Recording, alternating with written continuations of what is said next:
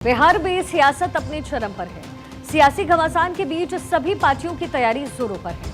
सभी अपने अपने सियासी समीकरण को साधने की कोशिश कर रहे हैं, लेकिन तेजस्वी का जो समीकरण है वो बिगड़ रहा है। महागठबंधन में उनके पुराने साथी कांग्रेस ने सीएम फेस पर तेजस्वी का नाम ही नहीं लिया, यानी खेल अब भी चल रहा है और ऐसे में सीट बंटवारे पर भी इसका असर साफ देखा जा सकता है।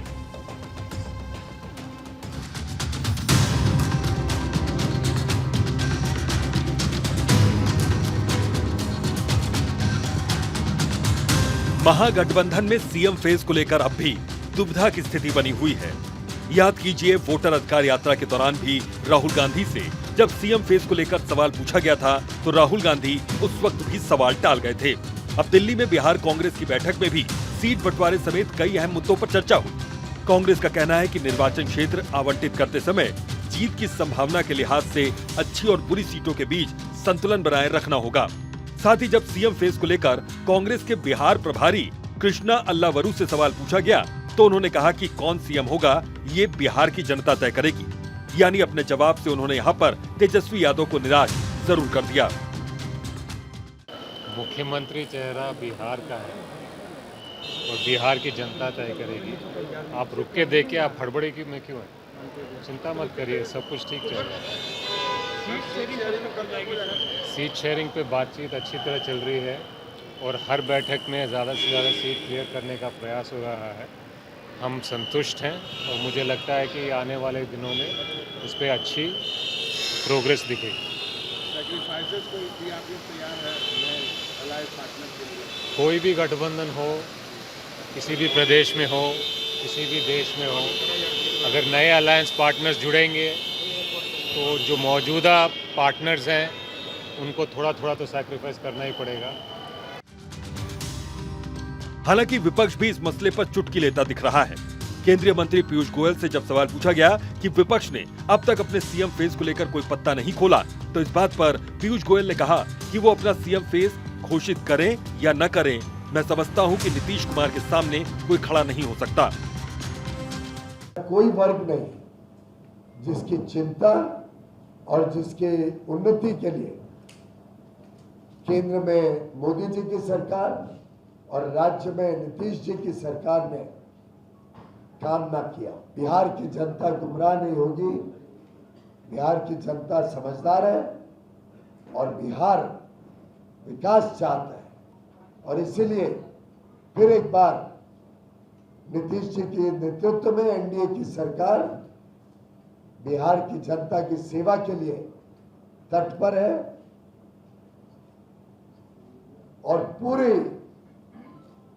आत्मविश्वास के साथ बिहार को नई ऊंचाइयों पर लेकर जाने के लिए एनडीए नीतीश जी के नेतृत्व में सेवा करेगी।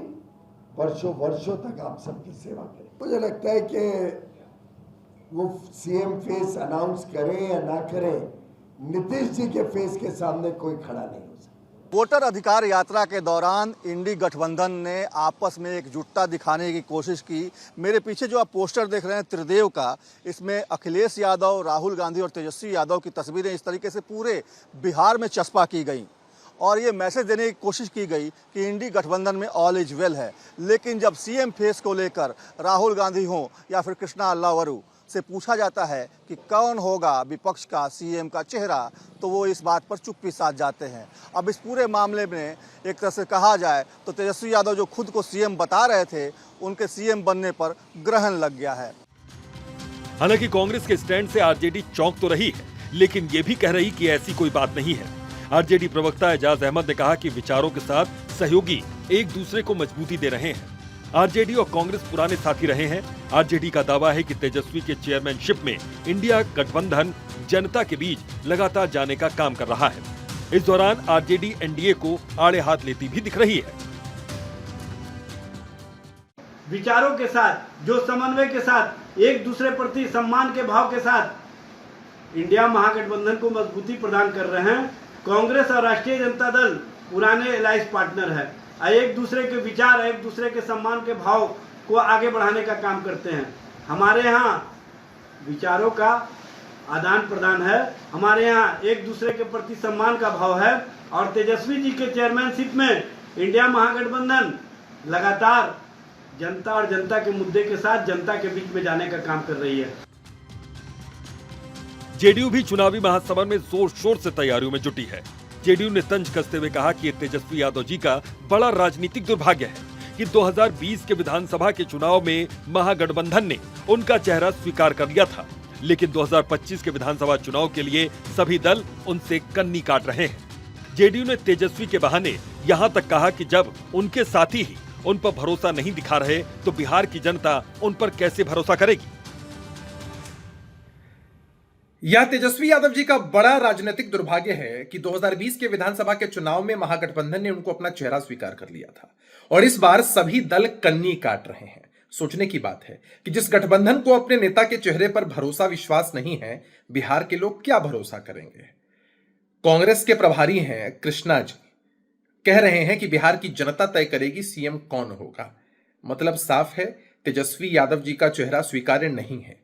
लेकिन राजद के लोग स्क्रिप्ट पढ़ रहे हैं कि भाई कांग्रेस पार्टी ने अगर हां नहीं कहा है तो ना भी तो नहीं कहा है। सूबे के पूर्व डिप्टी सीएम तेजस्वी यादव बिहार के सियासी आईने में खुद को सीएम के तौर पर ही देखते हैं, लेकिन जमीनी हकीकत सामने आने में अभी कुछ दिनों का वक्त जरूर लगेगा। ऐसे में जनता किसे आईना दिखाएगी, इसके लिए थोड़ा इंतजार जरूर करना पड़ेगा, क्योंकि बात सिर्फ सीएम फेस की नहीं है, बल्कि सीट बंटवारे पर भी किसके वारे नारे होंगे, ये भी देखना दिलचस्प होने वाला है। Bureau report, Bharat 24।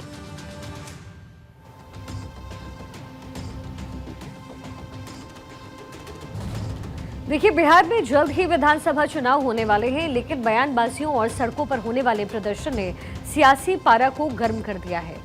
एक और एनडीए के साथी जोर शोर से सरकार की उपलब्धियां गिनवा रहे हैं, तो वही दूसरी और कुछ सियासी पार्टियां अपना गठबंधन मजबूत करने के लिए सड़क पर उतर आई है।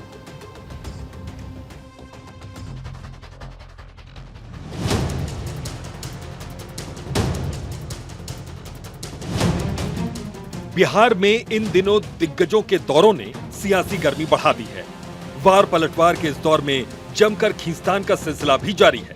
बीजेपी जहां महागठबंधन पर निशाना साध रही है, वहीं तेजस्वी यादव नीतीश सरकार की योजनाओं पर सवाल उठाकर उन्हें कटघरे में खड़ा कर रहे हैं। इसी कड़ी में बिहार के नवादा पहुंचे गृह राज्य मंत्री नित्यानंद राय ने पूर्व की बिहार सरकार पर निशाना साधते हुए लालू राबड़ी के दौर के जंगल राज की याद दिलाई। साथ ही उन्होंने मोदी सरकार की उपलब्धियों का भी मंच से जमकर बखान किया। गरीबों का मसीहा, विकास के भगीरथ नरेंद्र मोदी जी और विकास के बिहार की धरती पर नदियां बहाने वाले, गरीबों को सम्मान देने वाले नीतीश कुमार जी के लिए हम सब रजौली सीट पर एनडीए के प्रत्याशी को जिताए और यह विरोधी जंगल राज वालों को भगाए, कांग्रेस को भगाए। मुड़कटवा पार्टी कम्युनिस्ट तो भाग गया है, लेकिन उसका प्रत्याशी कोई खड़ा है तो उसको भी भगाए। बोले राष्ट्रीय जनतांत्रिक गठबंधन, नरेंद्र मोदी जिंदाबाद, नीतीश कुमार। दूसरी ओर दरभंगा पहुंचे बीजेपी नेता दिलीप जायसवाल ने भी प्रधानमंत्री मोदी के दिए गए योजनाओं के तोहफों की फिर से याद दिलवाई। उन्होंने कहा कि प्रधानमंत्री मोदी ने बिहार को 2 बड़े तोहफे दिए हैं, पहला सड़क मार्ग का और दूसरा रेल मार्ग पर। उन्होंने दावा किया कि केंद्र सरकार ने 8,000 करोड़ का तोहफा प्रदेशवासियों को दिया है। उन्होंने 15 सितंबर को होने वाले पीएम के बिहार दौरे की भी जनता को याद दिलवाई।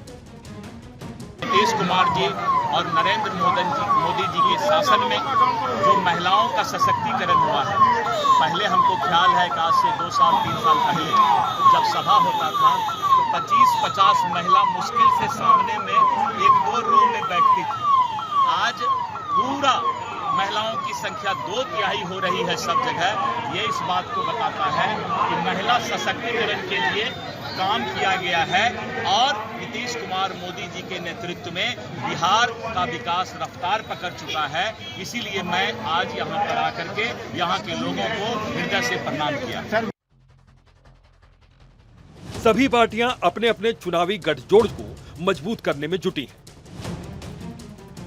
तो कुछ ऐसी भी पार्टियां हैं जो नए गठजोड़ के लिए सड़क पर उतर आई हैं। एआईएमआईएम के प्रदेश अध्यक्ष विधायक अख्तरुल ईमान ने गुरुवार को अपने समर्थकों के साथ मिलकर लालू प्रसाद यादव के आवास के सामने प्रदर्शन किया। उन्होंने मांग की कि किसी भी हाल में उनकी पार्टी को महागठबंधन में शामिल किया जाए।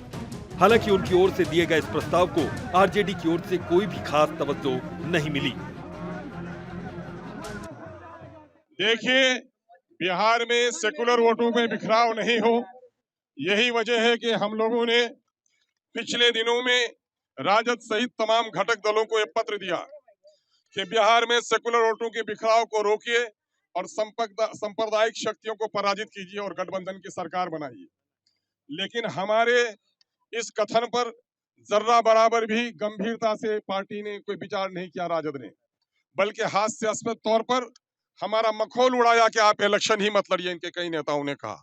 हालांकि हम लोगों ने अपना पत्र देने के बाद इनके कई निकटतम विधायकों के जरिए से मैसेज दिया कि हम आसमान के तारे नहीं मांग रहे हैं, हम मंत्री पद नहीं मांग रहे हैं, हम आपसे सिर्फ इतना कहना चाहते हैं कि हमारे लिए बिहार में 6 सीटों को सुरक्षित कर दीजिए और अगर सरकार बन जाती है तो सीमांचल डेवलपमेंट काउंसिल बनाकर सीमांचल को विशेष पैकेज दीजिए। इन तस्वीरों और बयानों के जरिए आप इतना तो समझ चुके होंगे कि ये तो महज अभी झांकी है। बिहार विधानसभा चुनाव का पूरा खेल अभी बाकी है, लिहाजा सियासत चरम पर है और सभी पार्टियां जनता की अदालत में समर्थन की अपील करती नजर आ रही हैं। Bureau report, Bharat 24।